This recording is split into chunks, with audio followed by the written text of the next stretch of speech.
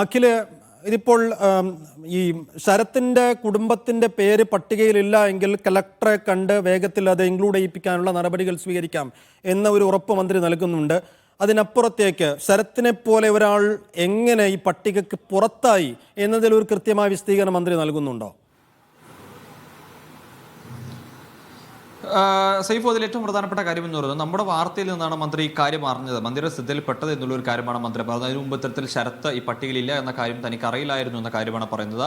അതുകൊണ്ട് തന്നെയാണ് ഈ ജില്ലാ കളക്ടറോട് അടിയന്തരമായ വിഷയത്തിൽ എന്താണ് സംഭവിച്ചത്, ഇത്തരത്തിൽ പേര് ഇല്ലാതിരിക്കാനുള്ള കാരണം എന്താണ്, അതിനെക്കുറിച്ച് അന്വേഷിച്ച് റിപ്പോർട്ട് സമർപ്പിക്കാൻ മന്ത്രി നിർദ്ദേശിച്ചുള്ളൂ. അതിനുശേഷം മറ്റു കാര്യങ്ങൾ തീരുമാനിക്കാമെന്നാണ് മന്ത്രി പറയുന്നത്. ശരത്തിന്റെ ഒന്നും പേര് ഒരു കാരണവശാലും ഈ ലിസ്റ്റിൽ നിന്ന് ഉൾപ്പെടുത്തുക, അതായത് അർഹതയുള്ള ആരും ഇത് ലിസ്റ്റിൽ നിന്നും പുറത്തേക്ക് പോകരുത് എന്നാണ് സർക്കാരിന്റെ ആവശ്യം.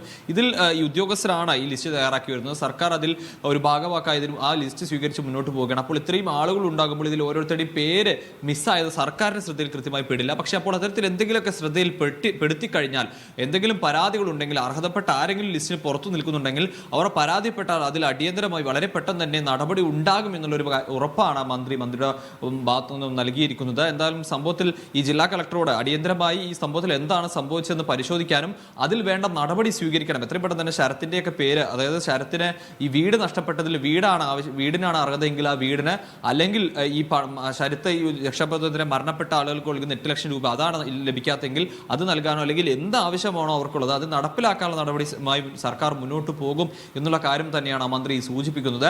അപ്പോൾ എന്തായാലും ഇതിൽ അടിയന്തരമായി തന്നെ കളക്ടറോട് ഇതിൽ എന്ത് സംഭവിച്ചു, എവിടെയാണ് ഇതിലൊരു പിഴവ് സംഭവിച്ചിട്ടുണ്ടെങ്കിൽ പിഴവ് എന്താണെന്നുള്ളത് കണ്ടെത്താൻ ഒരു അന്വേഷണം നടത്തണം എന്നുള്ളൊരു കാര്യമാണ് മന്ത്രി നിർദ്ദേശം ഇതിനോടകം തന്നെ നൽകിയിട്ടുണ്ട്. ഈ വാർത്ത കണ്ടതിന് പിന്നാലെ തന്നെ നിർദ്ദേശം നൽകിയിട്ടുണ്ട് എന്നുള്ള കാര്യമാണ് മന്ത്രി പറയുന്നത്. അതിൽ നടപടി സ്വീകരിക്കാൻ, അതായത് വെറുതെ അന്വേഷണം മാത്രമല്ല, അന്വേഷണത്തിൽ കൃത്യമായ നടപടി സ്വീകരിക്കാനുള്ള നിർദ്ദേശം കൂടി നൽകിയിട്ടുണ്ട് എന്നുള്ള കാര്യമാണ് രാജ്യം നമ്മളുമായി പങ്കുവച്ചത്. സൈഫു.